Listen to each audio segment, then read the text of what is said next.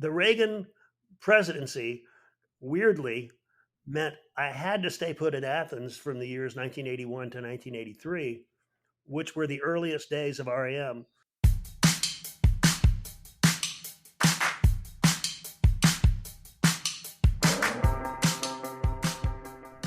Hello, and welcome to another episode of Live Through That, the companion podcast to my book of the same name, where I look at influential 90s musicians and where they are today.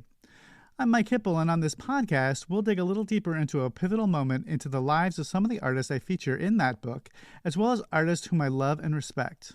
Today, I am very excited to have Bertis Downs on the show. As a huge fan of the band R.E.M., I've known about him for years. He's kind of like the band's manager, well, I'll let him explain it.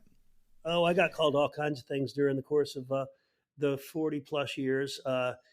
I've been their lawyer early days. I've been functioning as a manager, but I've never really had the title manager in a way. I mean, people generically refer to me as manager. I think I've been credited most often as being an advisor. And I once on a set of liner notes was credited. Michael used to have fun with the liner notes, and he called me the Secretary of Defense. I'm not quite sure why, but I guess he was having fun with like thinking of fanciful titles for people. So a variety of things, but I've always been. I mean, I kind of refer to myself as the fifth Beatle of the band of the organization. They've it's not technically a partnership, but I certainly work a lot of phone and computer and meeting instruments and help them navigate what they kind of function as the board of directors as to what they want to do and sort of set the policies, and then I can help them make those things real in the world of commerce. That's kind of my role, and that has been really going all the way back. It's a very similar job in some respects to what I was doing in the early and mid 80s when they were kind of just getting started out. Just it's evolved over the years. And moving on to his pivotal moment, we draw the line between how Ronald Reagan led Bertis to R.E.M. Yes, that Ronald Reagan.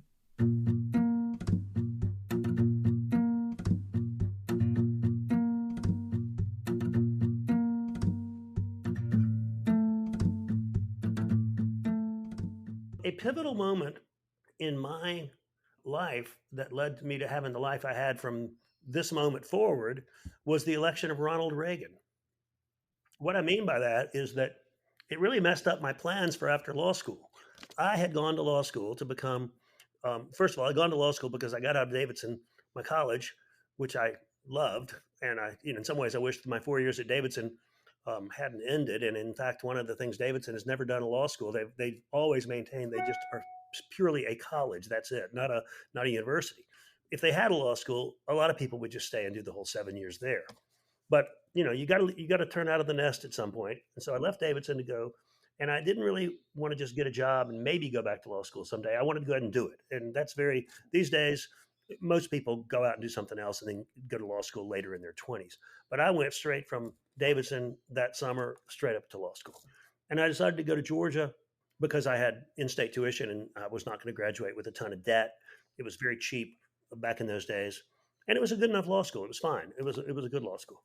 But all along at Georgia, my career goal had been to be a legal aid, legal services, public interest lawyer. That's just always what I've been interested in ever since first year in college when I'd taken a sociology course on poverty and read The Other America by Michael Harrington, which had only been out a few years.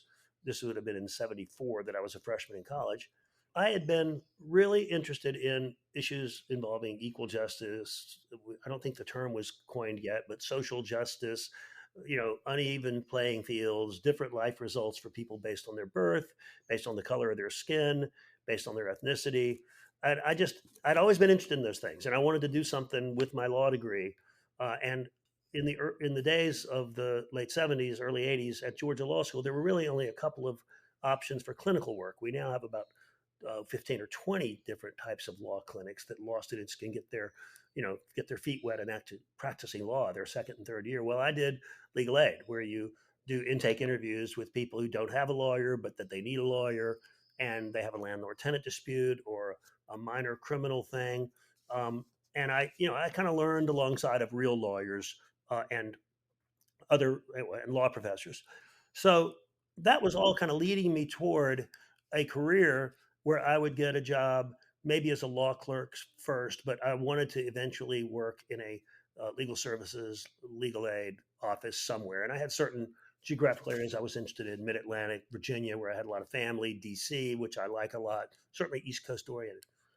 But I sent around resumes all over the country to organizations like that were looking. Obviously, this was pre-internet. It didn't have. It was not the same.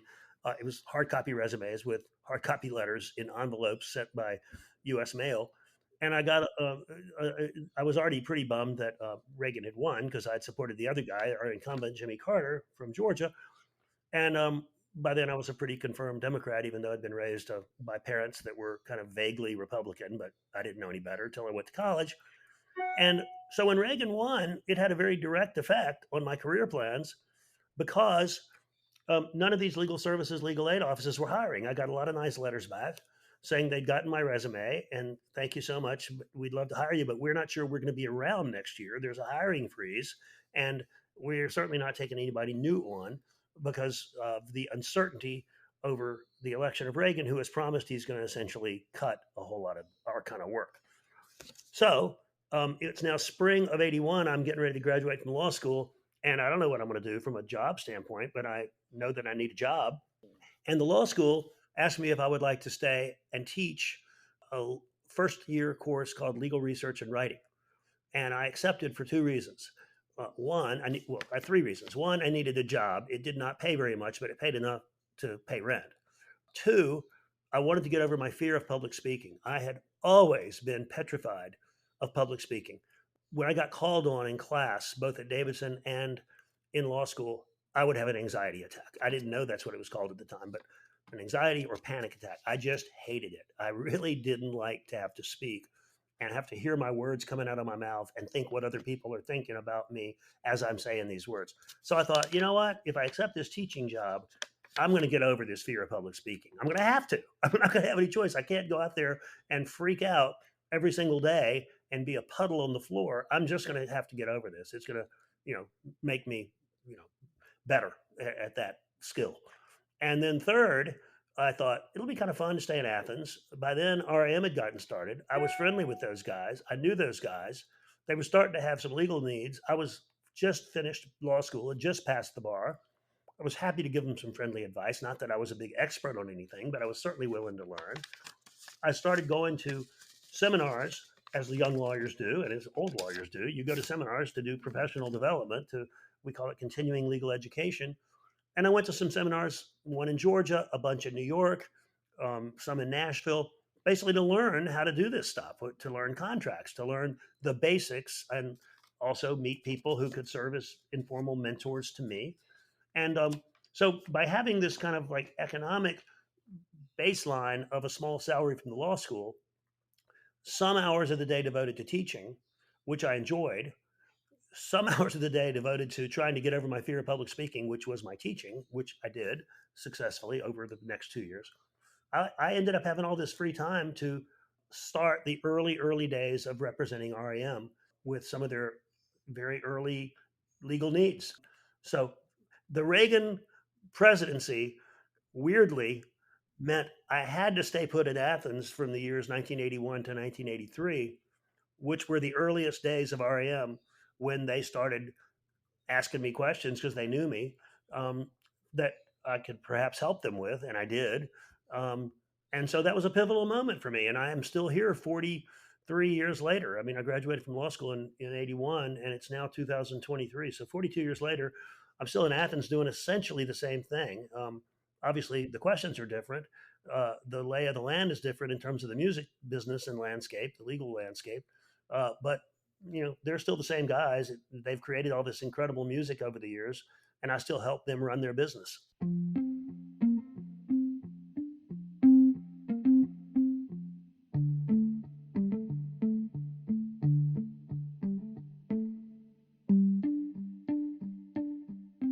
Yeah, I was thinking what really was the pivotal thing in there. And really, if I hadn't stayed in Athens, I would have gone off and been in Roanoke, Virginia, or Washington, D.C., or somewhere in Georgia working in a legal aid office. And I would have still been a fan of R.E.M. I would have liked to have followed their career because I liked their music. I knew them socially. I knew them from around town and everything. but I don't think I would have had a professional relationship with him because I would have been off practicing law somewhere. But that was, that didn't work out that way. But it worked out the way it did, which I'm really happy about. And I also got to have a lot to because of the band's interest in public interest matters and charity matters. We were pretty simpatico on all those things, and they did a lot of things in those areas. It wasn't exactly practicing law at all, but they liked shining the spotlight on people doing good work and doing benefits. As early as like 83, 84, they were doing benefits for people and causes and issues. And so I was kind of a part of all that, and really enjoyed that part of my work. And certainly some of the career highlights involved a lot of those kinds of things. And so it all kind of ended up coming full circle in certain ways. What's his role in the REM universe these days? Well, I refer to myself as somebody who is gainfully retired. If you'd asked me 12 years ago when the band broke up or called it a day, they never actually used the phrase broke up. They said they were calling it a day. But they essentially decided to quit making music as REM. They still are very proud of the music they made. They made 15 albums and a bunch of live shows for decades, and they have a great legacy. And no, it's definitely not as hectic and as full time of a job as it once was when we were touring, making records, hiring people, fairly big staff, all dedicated to the next REM thing and the current REM thing. Now it's all past REM things. It's all legacy at this point. But I'm kind of gainfully retired. I've got plenty on the REM plate. I'm very involved in some charitable and political type things. A lot of times centering around education and lately democracy. Boards I'm on and things that I care about and support locally with public schools and nationally with public schools for that matter. And there's still a lot of REM stuff, though, more than I would have ever expected. I did not know that we would be this busy this many years later. Of course, I also did not know that streaming was going to take off to the extent that it has, and that there would still be such an interest in the band's material for use in film and television. We don't do ads. The band has never done commercials, but they love it when their stuff gets used in good films and television shows of all types and budgets and sizes and countries, frankly. And then finally, we have quite a little business once in a while on these 25th anniversary. People love hearing the demos or the songs in different versions, remixes, live shows with new artwork, maybe some lyrics. We've had a lot of fun going back to the Murmur anniversary, which would have been 2008. That would have been the 25th of Murmur. And right now we're getting ready to put out the 25th anniversary of Up, which came out in 98. So we're going to have the anniversary edition of that in November. And that's one of those surprising records that we didn't know how much enthusiasm there would be. It was the first one that Bill had left the band. And so it was the band as a three-legged dog, as they like to say at the time, because they weren't quite sure how it was going to go without Bill as one of the pillars of the band creatively. And people love that record, and there's a lot of affection for it. And people are really looking forward to seeing what's included in the 25th anniversary package. So all that takes a small staff of us working daily. There's still stuff that we work on. Like I say, not nearly as hectic as it was back in the heyday, the golden years, whatever. But work to do and still a lot of fun. REM officially called it a day back in 2011. I wanted to see how Bertis felt about those last days. Well, I had stages to kind of get used to it. We'd been talking about it for about 2 years. A very small group of people, their accountant or business manager, myself, our corporate or lawyers, our entertainment lawyers. We'd been kind of putting it in place for a couple of years, but in terms of it was also certainly right before social media really took off, or maybe the early days of social media, but it wasn't. We kept it very close to the vest. We did not want it to dribble out, and we did not want to be responding in press releases to rumors and this kind of stuff. They made their last record. They had committed to a greatest hits for Warner's. They got all that recorded, and they'd been thinking about it for a while. Pretty much at the end of the 2008 tour, they pretty much knew that was their last tour. They weren't going to do that anymore. They knew they had one more record at Warner Brothers. and a greatest hits that they had obligated themselves to. And they really got into making that last record. Their last two were made with a producer named Jack Knife Lee, who to this day is a very good friend, and he'd made Accelerate with them, their penultimate record as it turned out, and then he made Collapse and Denial, both of which they were very proud of, had a lot of great songs. And But then they decided they had done this for 31 years by the time they officially stopped, and they thought this was a good time to go out, as opposed to just keeping on going, touring every few years, having it more and more where people just want to hear the old stuff. And plenty of bands are okay with that. Our guys just decided it was time to stop. If uh, that was kind of the dynamic that was shaping up, and they were very satisfied with what they'd done, and they also knew they were still relatively young and could do other things, and they all have continued to do other things in music, and that's been neat to kind of follow as well.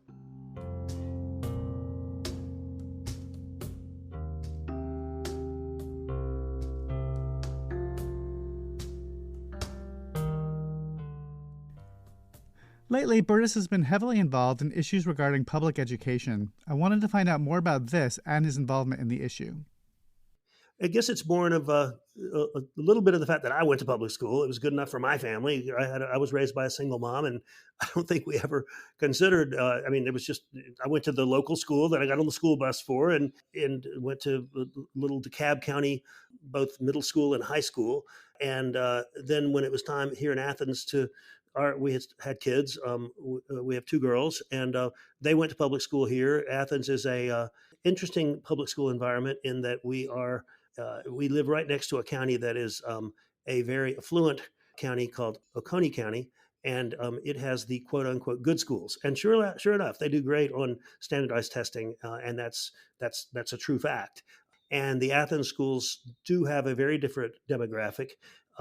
And they are not considered as quote unquote good schools. If you go on like school rating services and places like Zillow and the great school sites and all that stuff, most of that's because of standardized testing.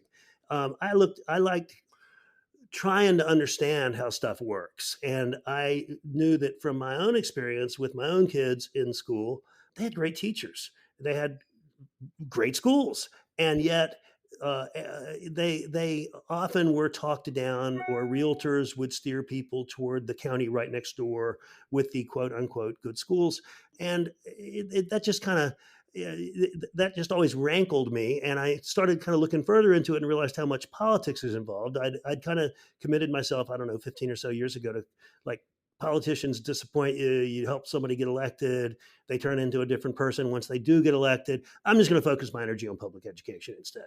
Well, I found out pretty quickly that if you're going to focus on public education, you got to also be focused on politics, because politicians produce policies, and policies produce rules, and rules dictate how teachers can teach.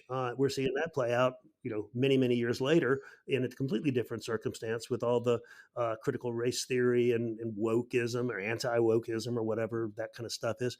But I really support teachers. I think by and large, I know that in our district in Clark County, at Clark Central High School, the teachers we've lost have not been bad teachers. They've been good teachers, but they're sick of it. And they're sick of it's the same story playing out locally that you hear about nationally, a teacher shortage of teachers who are mid-career, who are hitting their stride, who really know how to teach effectively in their 15th or 20th year of teaching, and they're walking away to move, to go do other things.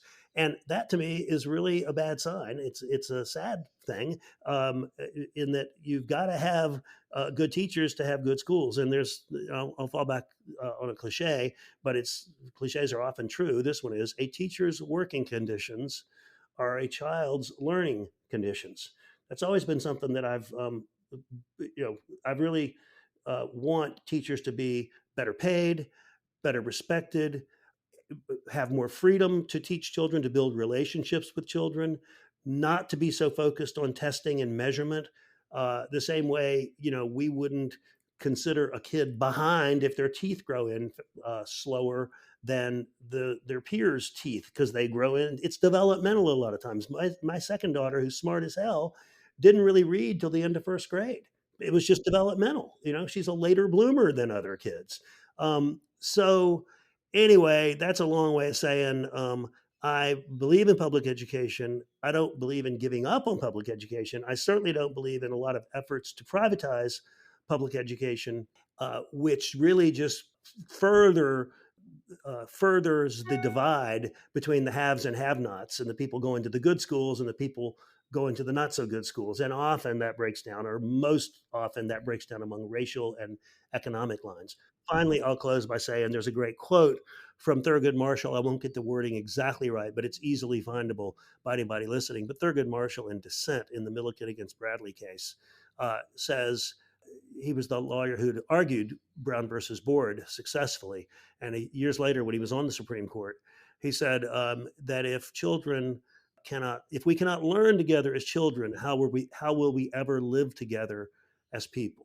And it's something along those lines. And I still very much believe that. And I know my daughters have both benefited greatly by their education in our public schools, whatever the ratings say, whatever the test scores say. And in fact, my oldest daughter is a first grade teacher. She's up in the Boston area now, teaching first grade in a big public elementary school, and loves it and is really good at it. And we were actually surprised when she chose to go into teaching, but we were also thrilled and supportive, and hopefully she'll still want to be doing it when she's my age. Hopefully she'll be retired by the time she's my age, but she'll be a career teacher, I hope. The job is still worth it.